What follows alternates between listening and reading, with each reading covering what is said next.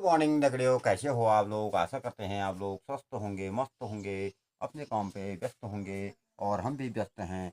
और आजकल बारिश का संभावना बहुत ज़्यादा हो रखी है। मौसम साफ है, क्लियर आग, और पानी भी हो चुका है और रुपाई भी लगेगी। धान धान बोएंगे, सब कुछ बोएंगे। तो यहाँ पर भागवत होने के कारण यहाँ पर इस साल धान आन गेहूँ वेहूँ वो क्या बोलते हैं नहीं, खेत नहीं जोत पाए, क्योंकि आज लास्ट दिन है भागवत का। उसका लोकेशन आपको डाल रहा हूँ मैं। और देखते रहे मेरा अगला ब्लॉग।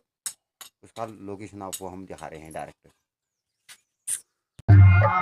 कुड़ियारी मंदिर कुड़ियारी मंदिर मानोलिंग भजन भगवते पुराणा तुझे आए मैंने उलो तुझे आए मैंने उलो शिवरात्रि का सुनो भूली मेरा भोली दी भोली दरसना भोली दी भोली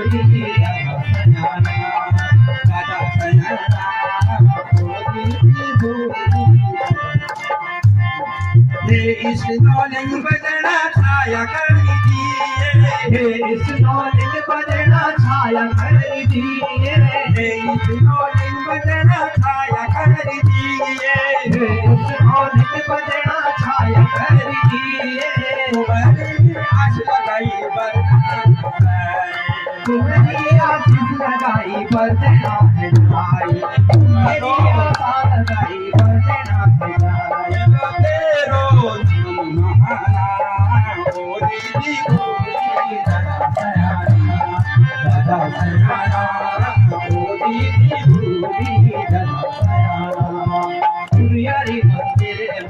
कुड़ियारी मंदिर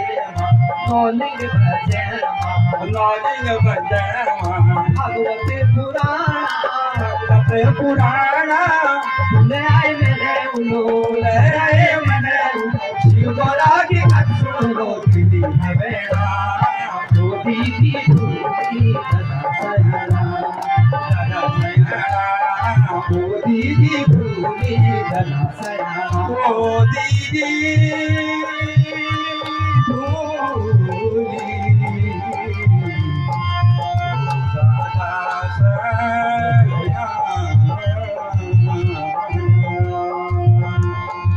जय बोलो नौलिंग मंजर जी महाराज की जय बोलो नंदा देवी मैया की जय बोलो शिखर मूल नारायण भगवान की नमः पार्वती पते हर हर हर महादेव। जय बहुत सुंदर रचना श्री कठाई जी द्वारा बहुत बहुत देवतुल्य हमारा यह उत्तराखंड। हमने इस उत्तराखंड की महिमा धीरे धीरे कम कर दी हमारा। इसलिए पशुओं को मार करके भगवान प्रसन्न नहीं होते हैं। आरंभ में लिखा गया है कि पशुम आलभ भयेत, पशुओं को जंगलों में छोड़ दिया जाता था ताकि जंगलों में रहने वाले जो जीव हैं वह जीव उनका भक्षण कर सके। आजकल आप देख रहे हो कि घरों के आसपास में ही बाघ आ जा रहे हैं, शेर आ जा रहे हैं। क्यों? क्योंकि पहले के समय में ये बाघ शेर घरों के आसपास नहीं आते थे। लोग समय समय पर उन वन में रहने वाले उन बाघों के लिए, उन शेरों के लिए बकरे आदि छोड़ा करते थे। आलभ भय, उन्हें छोड़ दिया करते थे। लेकिन आज के समय में हम इन बकरों को मारते हैं और खुद ही उसे ग्रहण कर जाते हैं। ये मनुष्य शरीर हमने इतना भ्रष्ट बना दिया है कि हम कुछ भी इस शरीर के भीतर डाल देते हैं। इन पशुओं से प्रेम करो प्यारे, इस प्रकृति से प्रेम करो। जब हम प्रकृति से प्रेम करेंगे, पशुओं से प्रेम करेंगे, तो तब हम सुरक्षित रहेंगे। आज हम प्रकृति को नष्ट कर रहे हैं, पेड़ पौधों को काट रहे हैं। अरे पेड़ पौधे तब काटो, अगर एक पेड़ को काटते हो तो कम से कम 4 पेड़ लगाओ, तब तो कुछ लाभ भी है। अब सब पेड़ों को काटना प्रारंभ कर दोगे तो धीरे धीरे जंगल नष्ट हो जाएंगे। इसलिए प्रकृति की रक्षा करो, पशुओं की रक्षा करो।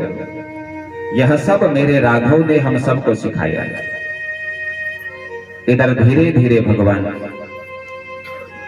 आगे बढ़े हैं और आगे बढ़ करके एक बार भगवान बड़े ध्यानस्थ बैठे हुए थे और जब ध्यानस्थ भगवान बैठे थे तो तब ही आकाशवाणी होती है कि हे राघव, शक्ति की आराधना करो, अपने इष्ट की आराधना करो। और यह सुनते ही मेरे राघव ने बड़ा सुंदर एक शिवलिंग का निर्माण किया। और जब शिवलिंग का निर्माण किया माताओ, शिवलिंग का निर्माण करने के पश्चात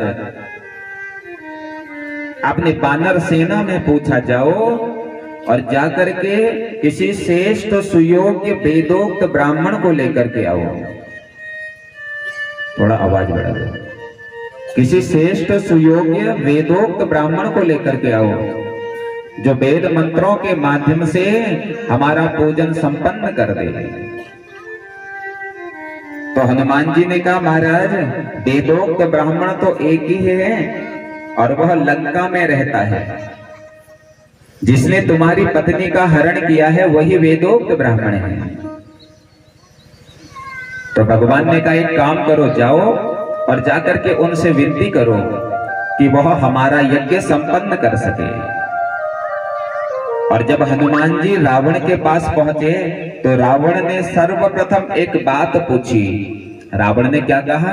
रावण ने कहा, एक बात बताओ, जिस यजमान का मुझे पूजन करने के लिए ले जा रहे हो, क्या मेरा यजमान विवाहित है या अविवाहित है? हनुमान जी ने कहा, दोनों स्थिति में है महाराज। रावण कहता, मतलब? हनुमान जी ने कहा, विवाहित भी हैं और अविवाहित भी हैं। विवाहित तो है महाराज, लेकिन उनकी पत्नी को तो आप ही लेकर के आए हो, तो विवाहित होते हुए अविवाहित हैं। यह सुन करके हनुमान जी से रावण ने कहा, तुम जाओ। और तुरंत अशोक वाटिका में रावण पहुंचा और सीता से कहता है, देखो सीते, अभी मैं रावण बन करके तेरे पास नहीं आया हूं, अभी तो मैं एक ब्राह्मण बन करके, आचार्य बन करके तेरे पास आया हूं। मैं अभी तेरे पास रथ भेजूंगा और सीता तुम उस रथ पर बैठ जाना, और जैसे ही तुम्हारे पति का यज्ञ पूर्ण हो जाएगा पुनः तुम इसी रथ पर बैठ जाना और वापस आ जाना। सुंदर रथ सजाया गया और वह रथ जैसे ही राघव के पास पहुंचा, रावण रथ से नीचे उतरा और उतर करके रावण ने कहा, जाओ यजमान, तुम्हारी पत्नी रथ में बैठी है, उस पत्नी को लेकर के आओ। रावण गए, राघव गए हैं और सीता को लेकर के आए और विधिवत तरीके से यहाँ पर भगवान शंकर का पूजन हुआ। नमः प्रीतस्य भो कर्मः, नमः दिव्य जनार्दन, नमः कर्माणि भो भाव, नमः दिव्य सुरेश्वर।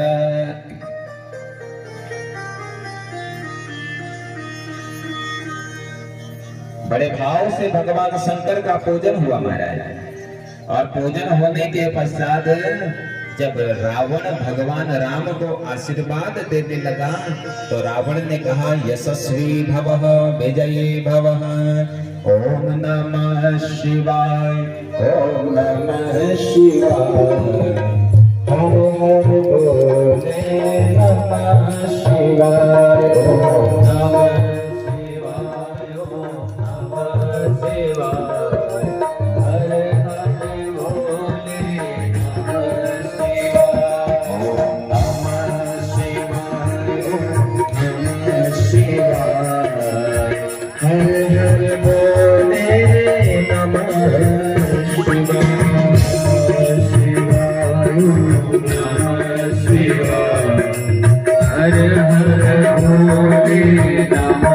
शिवाय। आशीर्वाद दे दिया रावण ने, जाओ विजयी भवः, विजयी हो जाओ तुम। और तुरंत सीता से कहा, सीते वापस रथ में विराजित हो जाओ। सीता माता रथ में विराजमान हो गई और रावण वापस